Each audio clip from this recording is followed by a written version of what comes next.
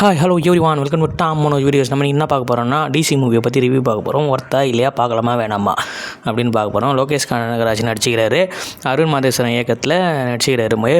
Already நம்ம லோகேஷ் கனகராஜ் வந்து டைரக்டராக தான் பார்த்துக்குறோம். மோதோட ஹீரோவாக நடிச்சிக்கிறாரு. எப்படி இருக்குது இந்த படம்? இந்த படத்தோட பாசிட்டிவ் பாயிண்ட்னு சொல்ல போனால் படம் ஃபுல்லாக ஆக்ஷன் தெரிக்கும். ரத்தம் தெறிக்க சண்டை, வெட்டு குத்து எல்லாம் செம்மையாக இருக்கும். அதுவும் இல்லாமல் லவ் சீனு, ஃபஸ்ட் லவ் ஒன்று நடக்கும், அந்த லவ் சீன் நல்லாயிருக்கும். அப்புறம் செகண்ட் இன்னொரு லவ் நடக்கும், அந்த லவ் சீனும் தரமாக இருக்கும். ஓகேவா? அடுத்தது என்னன்னு பார்த்தீங்கன்னா, அப்புறம் அப்பா சென்டிமெண்ட் சீனு இன்னும் சூப்பராக இருக்கும். அது வந்து நல்லாயிருக்கும் இந்த படத்தில். அப்புறம் என்ன ஃபைட் சீனு, அதுக்கப்புறம் ஒரு பொண்ணு ஒரு இடத்துல காப்பாற்றுறது, அந்த சீன்லாம் சும்மா தரமாக இருக்கும். ஓகேவா? இந்த படத்தோட நெகட்டிவ் பாயிண்ட் நம்ம பார்க்க போனால், சும்மா அப்படியே ஃபுல்லாக சரக்கு போதையிலே இருப்பார் ஹீரோ. எப்பயுமே இப்போ பார்த்தாலும் சரக்கு அடிச்சுனே இருப்பார். ஏற்கனவே நம்ம ஊரில் சரக்கு அதெல்லாம் அதிகமாக பசங்க அடிக்ட் ஆகினுக்கிறாங்க.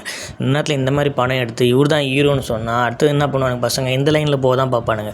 ஒரு நல்லா படித்து முன்னேற மாதிரி போக மாட்டானுங்க. சரக்கு, போதை, ஃபைட்டு, வெட்டு, குத்து இப்படி போயிடுவாங்க பசங்க. இந்த படத்தை பார்த்து பசங்க மாறுறதுக்கு 90% வாய்ப்பு அதிகமாகவே இருக்குது. ஒரு படத்தில் பார்த்து தான் பசங்க, ஹீரோவை பார்த்து தான் பசங்க மாறுவானுங்க. ஹீரோவே இப்படி இருந்தால் பசங்க லைஃப் என்ன வருது? இந்த படத்தோட நெகட்டிவ் பாயிண்ட்டு ஃபுல்லாக போதை, அப்புறம் பிராத்தல், அப்புறம் இந்த மாதிரிலாம் இருக்குது. இந்த படத்தில் ஃபுல்லாகவே கன் ஃபைட்டு, பிராத்தல், போலீஸை கொல்றது, இந்த மாதிரி சீன்லாம் வச்சுருந்திங்கன்னா வருங்காலத்தில் போலீஸையும் போய் பசங்க அடிப்பானுங்க. இந்த மாதிரி படம்லாம் மோஸ்ட்லி எனக்கு தெரிஞ்சு இந்த மாதிரி ஸ்டோரி படம் ஸ்டோரி இந்த மாதிரிலாம் இருக்கக்கூடாது. எப்பவுமே ஃபுல்லாக வயலன்ஸ் தான். வயலன்ஸ் அப்படின்ற மாதிரி ஃபுல்லாகவே வயலன்ஸ் இதில். இந்த மாதிரி இருந்தால் அதான் இப்போ வளர்கிற பசங்க எப்படி ஹீரோவை பார்த்து தான் ஓரளவு ஓகே நம்ம இவரை மாதிரி இருக்கணும் அப்படின்னு தான் வருவானுங்க. இந்த ஹீரோவே இப்படி இருந்தால் அப்போ என்ன பண்ணுவாங்க பசங்க? டெய்லியும் சரக்கு வாங்கி அடிச்சுன்னு இருப்பானுங்க, டெய்லி இந்த மாதிரி மாறுவானுங்க. இந்த படத்தோட நெகட்டிவ் பாயிண்ட்டுன்னு பார்க்க போனால் எனக்கு இதுதான் தோணுது.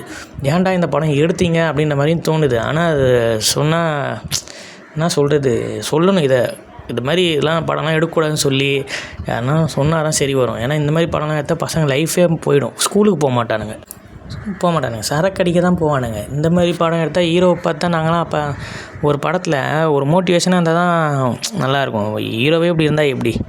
அதனால் இந்த படத்தோட நெகட்டிவ் பாயிண்ட்டுன்னு பார்க்க போனால் இதுதான் எனக்கு தெரிஞ்சு. நான் ஆக்ஷன் சீனு, ஃபைட் சீனு எல்லாமே சூப்பர் தான் படத்தில், லவ் சீன் வரைக்கும். நெகட்டிவ் சீனுன்னு பார்த்தா ஃபுல்லாகவே சரக்கில் இருக்கிறது, போலீஸை கொல்றது, கவர்மெண்ட்டை எதிர்க்கிறது, அப்புறம் கவர்மெண்ட்டு தப்பிச்சு போகிறது, இதெல்லாம் இது போலீஸ் ஸ்டேஷனே ஏறிப்பானுங்க. அப்படியே வயலன்ஸ் அதிகம் தான் அந்த படத்தில். ஆனால் இந்த அளவு வயலன்ஸ் இருக்கக்கூடாது எப்பவுமே. இதை பார்த்து தான் மோஸ்ட்லி நிறைய பசங்க லோகேஷ் கனகராஜ் நடிக்கிற படம்னாலே எல்லாம் ஆர்வமாக பார்ப்போம். அவர் மாதம் இருப்பேன், ஃபஸ்ட் டைம் நடிக்கிறார். ஏன்னா லோகேஷ் கனகராஜனால எல்லோரும் பார்க்க வருவாங்க. ஃபஸ்ட் டைம் பார்க்க வராங்கன்னா அப்போ கொஞ்சம் ஓரளவு நல்லதாக டீசெண்டாக முடிச்சுருந்துருக்கலாம். இந்த மாதிரி படத்தை இந்த மாதிரி வெறும் வயலன்ஸாகவே வச்சு முடிச்சுக்கிறாங்க. எதுவும் தப்பாக சொல்லியிருந்தா மன்னிச்சிருங்கப்பா. ஓகே, எனக்கு தோணுனதை நான் சொன்னேன்.